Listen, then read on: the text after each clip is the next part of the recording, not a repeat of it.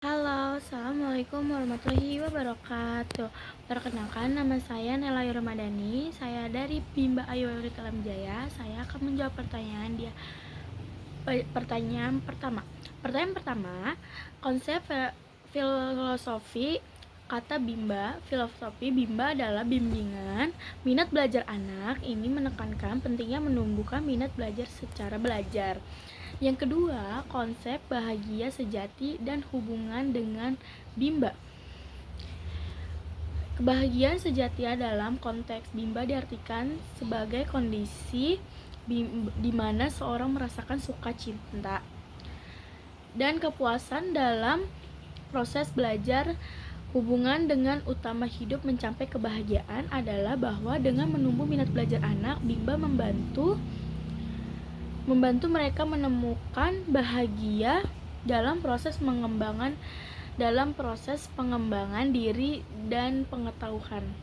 Yang ketiga, pertanyaan ketiga, konsep beriman, berbuat baik dan belajar. Beriman keyakinan akan Tuhan dan menilai kebaikan. Berbuat baik, mengamalkan nilai-nilai kebaikan dalam tindak sehari-hari. Proses mencari dan memperoleh pengetahuan serta keterampilan baru. Ketiga konsep ini saling berkait dengan landasan dalam proses bimbingan di Bimba untuk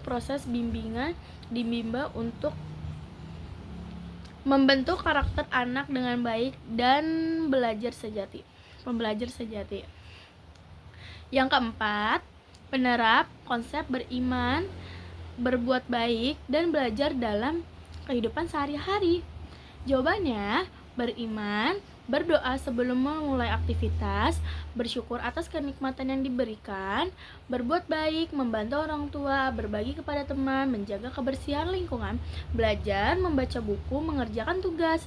Yang kelima, 7 tahapan belajar dan hubungan. 7 tahapan belajar adalah tahapan yang dilalui anak dalam proses bimbingan di Bimba, dimulai dari pengenalan huruf, kata, kalimat sehingga pemahaman baca. Hubungan di setiap tahap adalah saling berkesinambungan dan bertahap, di mana penguasaan satu tahap menjadi persyaratan untuk melangkah ke tahap berikutnya, memastikan proses belajar yang menyenangkan dan efektif. Yang keenam, konsep paradigma Bimba adalah cara pandang atau kerangka berpikir yang mendasari seluruh kegiatan bimbingan paradigma. Ini berpusat pada anak sebagai subjek utama, menekankan pentingnya suasana belajar yang menyenangkan, fun learning, dan fokus pada menumbuhkan minat belajar. Yang ketujuh, penerapkan paradigma Bimba dalam kehidupan sehari-hari, menciptakan suasana belajar yang menyenangkan di rumah, misalkan bermain, belajar, yang memberikan pujian dan motivasi saat anak berhasil, atau mencoba memberikan anak memilih materi belajar yang diminati. Yang kedelapan, perbedaan membimbakan dengan mengajar membaca. Membimbakan fokus pada menemukan minat belajar secara intrinsik, menjadi anak senang atau belajar membaca, bukan hanya bisa membaca. Pendekatannya lebih holistik dan berpusat pada anak.